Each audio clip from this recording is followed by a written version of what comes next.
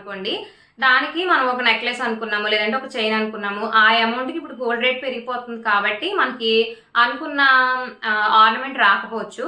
So అలాంటప్పుడు ఏం చేయాలంటే లైక్ ఒక 15 గ్రామ్స్ 16 గ్రామ్స్ అలా మనం ఒక వెయిట్ ఉన్న వస్తువు కొనాలనుకున్నాము, దానికి మనం ఒక 10 గ్రామ్స్ అట్లా అక్యుములేట్ అయింది అనుకున్నాం మనం కట్టిన స్కీమ్కి, మిగిలింది ఎలాగోలా మనం సమకూర్చుకుందాం అనుకున్నాము. సో దానికి బెస్ట్ వే ఏంటంటే మన దగ్గర ఎప్పుడైనా ఈ ఇయర్ అంతట్లో ఏదైనా అమౌంట్ మనకి ఏదైనా ఎక్స్ట్రా అమౌంట్ రావడం, క్యాష్ ఫ్లో బాగుండడం జరిగింది అనుకోండి, కాయిన్స్ రూపంలో ఇన్వెస్ట్ చేసుకోవడం అనమాట. సో చాలా మంది చేస్తారు ఈ విషయాన్ని. అంటే ఏదైనా అమౌంట్ ఉన్నప్పుడు 1 గ్రాము 2 గ్రాములు కాయిన్ కొనుక్కుని తెచ్చుకుని ఇంట్లో పెట్టుకుంటారు అనమాట. సో అలా చేయకుండా అదే కాయిన్ ని మనం తీసుకెళ్లి ఏ స్కీమ్ అయితే మనం పే చేస్తున్నామో జ్యువెలరీ షాప్ లో ఆ స్కీమ్ కి యాడ్ చేయించుకోవచ్చు అనమాట. దాన్నే డిపాజిట్ అంటారు. మనం ఆ గ్రామ్ కాయిన్ మనం కొంటాము, ఆ రోజు మనం జిఎస్టీ పే చేయాల్సిన అవసరం ఉండదు ఇలా డిపాజిట్ చేసుకుంటే గనక. సో సపోజ్ నేను ఒక 5000 ఎగ్జాంపుల్ తో చెప్తే మీకు బాగా అర్థమవుతుందని చెప్తున్నాను. నేనే ఉన్నాను అనుకోండి, ఇప్పుడు నేను ఎవ్రీ మంత్ ఒక 5000 గోల్డ్ స్కీమ్ పే చేస్తున్నాను. దానికి తోడు నాకు 11 months లో ఒక 3 times 4 times నాకు 1 గ్రామ్ అలా 4 గ్రాములు కాయిన్స్ కొనుక్కోవడానికి అమౌంట్ వచ్చింది అనుకుందాము అప్పుడప్పుడు.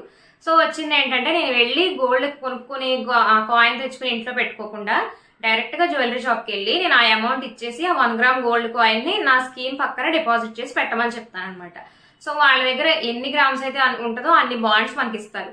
సో దట్ మనం అప్పుడు జిఎస్టీ ఏం పే చేయక్కర్లేదు. టోటల్ గా మనం లాస్ట్ లో ఆర్నమెంట్ తీసుకుంటాం కదా స్కీము, అలాగే మధ్యలో ఇలా డిపాజిట్ చేసిన ఒక 3-4 కాయిన్స్, ఆ రెండు కలిపి ఒకటేసారి జిఎస్టీ పే చేస్తాం.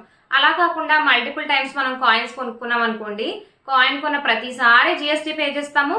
మళ్ళీ లాస్ట్ లో స్కీమ్ అంతా అయిపోయిన తర్వాత తీసుకెళ్లి ఆ స్కీము దాంతో పాటు కాయిన్స్ కలిపేసి ఒక ఆర్నమెంట్ తీసుకుంటాం కదా, అప్పుడు కూడా మళ్ళీ జిఎస్టీ పే చేస్తాం అనమాట.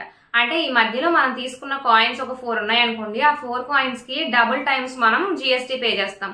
సో ఈ ఖర్చు చిన్నదే అవ్వచ్చు, బట్ మిడిల్ క్లాస్ వాళ్ళు రూపాయి పోజేసుకుని కొనుక్కుంటారు కాబట్టి ఆ ఖర్చు కూడా తగ్గించుకోవడానికి ఇది ఒక బెస్ట్ వే అనమాట.